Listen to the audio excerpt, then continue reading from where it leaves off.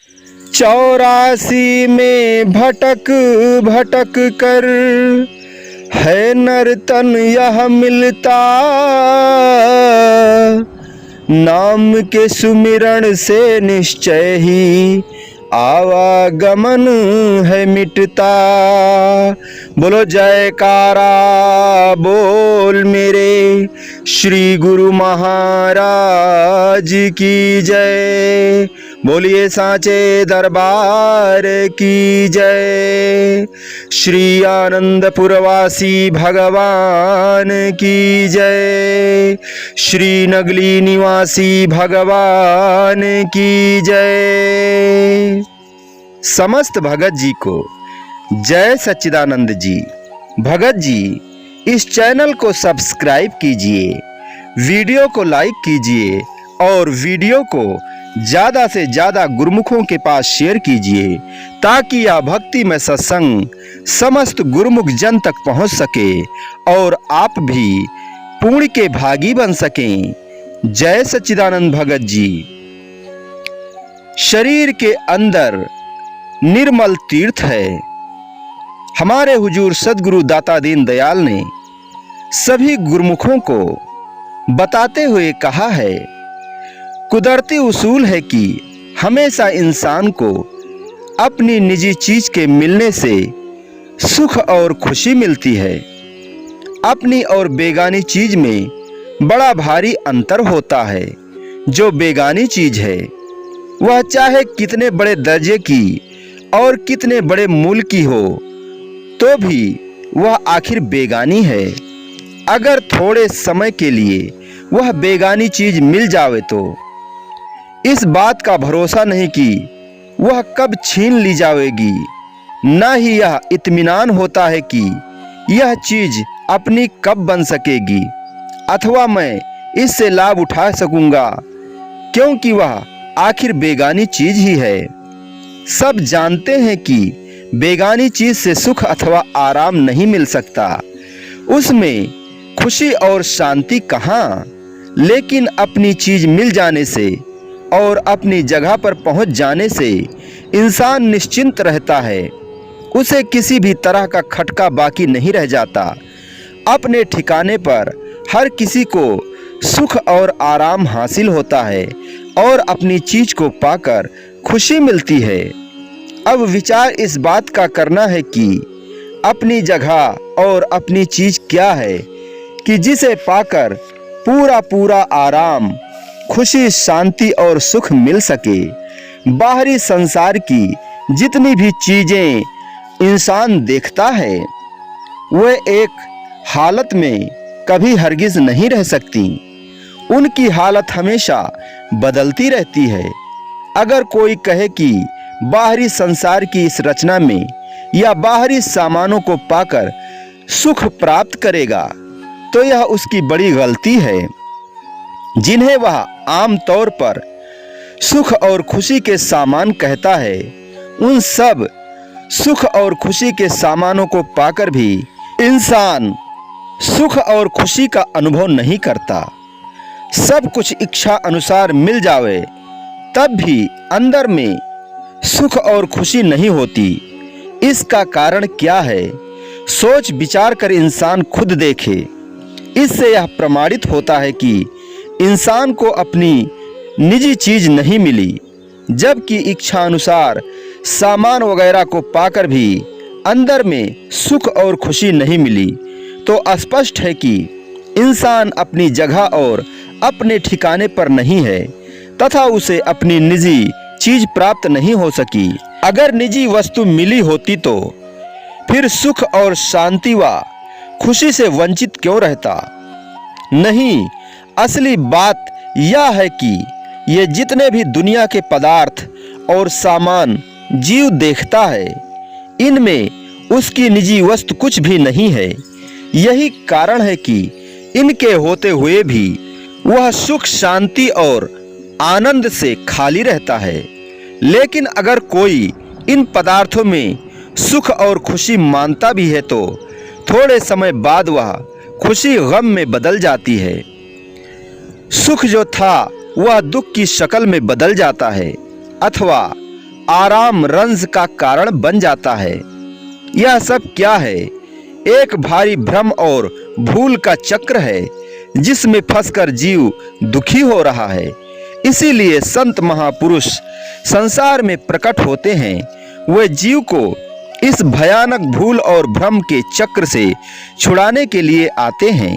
वे जीव को उसकी निजी वस्तु दर्शाते तथा उसकी परख कराते हैं।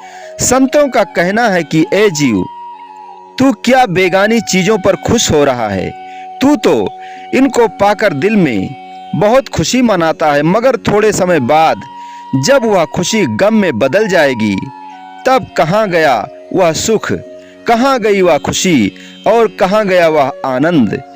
इसका कारण क्या है? ये सब काल की रचना है। काल चक्र किसी को खुश नहीं रहने देना चाहता।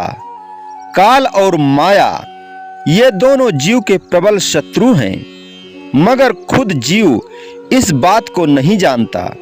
ये शत्रु जीव के अच्छे अच्छे सामान, पदार्थ और मनमोहक वस्तुएं दिखलाकर उसे लोभ में फंसा लेते हैं।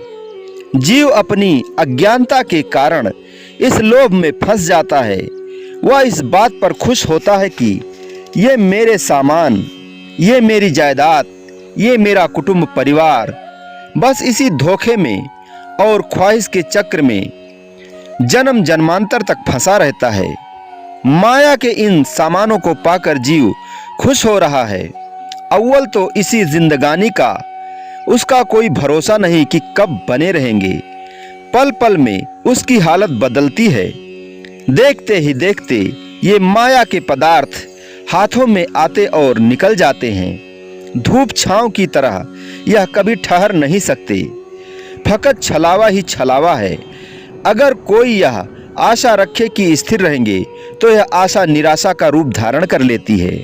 फिर भी मान लिया जाए कि जिंदगी भर माया के ये सामान साथ दे जाएंगे, तो भी अंत समय में सामान ये चीजें बिछुड़ जाएंगी। जीव सब कुछ यहीं छोड़कर खाली हाथ कूच कर जाता है। वे सामान तो मरते समय बिछुड़ गए, सब चीजें यहीं रह गईं, मगर अंत काल में जो जीव की वासना उनमें रह गई, वह तो अपना काम करेंगी ही। उन पदार्थों की चाह और वासना के कारण जीव जन्म जन्मांतर तक उनके पीछे दुखी और परेशान होता रहता है, क्योंकि दुखी जीव और परेशान होता है फकत बेगानी चीजों की ख्वाहिश और वासना के कारण ही यह परेशान हुआ फिरता है।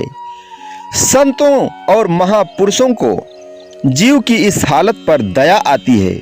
उन्हें दुख होता है कि यह जीव मालिक का अंश होकर भी क्यों दुखी रहता है। असल में तो यह इसकी सहज अवस्था नहीं है जो अब बनी हुई है। असल में तो यह मालिक का अंश है और आनंद रूप है, मगर यह जीव खुद अपनी सहज अवस्था को नहीं जानता।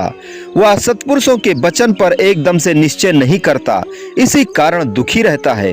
वह अपना ठिकाना और अपनी वस्तु क्या है, वह अपने अंदर है, लेकिन जीव खुद उससे बेखबर है। वह सुख का ठिकाना और दुख का भंडार तो स्वयं के अंदर मौजूद है, मगर यह जीव भूला हुआ है। इस भूल और भ्रम को दूर करने के लिए सत्पुरुष, जो वास्तव में कुल मालिक का रूप होते हैं, मानुष चोले में आते हैं। इंसान को उसकी असली चीज दर्शाने के लिए और निश्चय कराने के लिए वे उसी की शक्ल सूरत बनकर आते हैं, क्योंकि हम जिन्स से प्यार और मेल मिलाप हो सकता है, गैर जिन्स से मिलाप नहीं हो सकता। हम जिन्स पर भरोसा और विश्वास होता है। हम जिन्स के वचन पर निश्चय हो सकना आसान है। इसीलिए सत्पुरुषों को उसका हम जिन्स बनकर आना पड़ता है। अगर जीव सत्पुरुषों के वचन को मानकर असलियत का निश्चय कर ले, तो उसका कल्याण होने में देर हरगिज नहीं हो सकती। प्रथम तो जीव सत्पुरुषों के बाहरी स्वरूप और बाहरी वचन को माने, तब अंदर में भी उसके वचनानुसार निज स्वरूप और निज वाक को देखे। कमी फकत यही है कि महापुरुषों के स्वरूप और वचन पर विश्वास नहीं। यही विश्वास और ध्यान दृढ़ नहीं है बल्कि इसकी बजाय अन्यान ध्यान तसव्वुर अंदर में पुख्ता हो चुके हैं। अगर सत्पुरुषों का विश्वास और ध्यान पुख्ता हो जावे तो फिर कमी तिल भर की नहीं रहती। फिर तो जीव तुरंत सत्पुरुषों के साथ मिलकर एक हो जावे। लेकिन यही विश्वास और यही निश्चय होना कठिन हो गया है। असलियत कुछ और है, लेकिन जीव कुछ और ही निश्चय कर बैठा है। यद्यप निज वस्तु और निजी ठिकाना अंदर है, तथापि उसके अंदर में होते हुए भी जीव को निश्चय नहीं होता। जीव का निजी स्थान और निजी चीज कहीं बाहर नहीं, बल्कि वह अपने अंदर है। अंदर में क्या है? अंदर में सद्गुरु का शब्द और निज स्वरूप है। यही वास्तव में निज धाम है। यही आत्मा है, बल्कि आत्मा की भी आत्मा है। यही जीव और ईश्वर का मिलाप कराने का असली साधन है।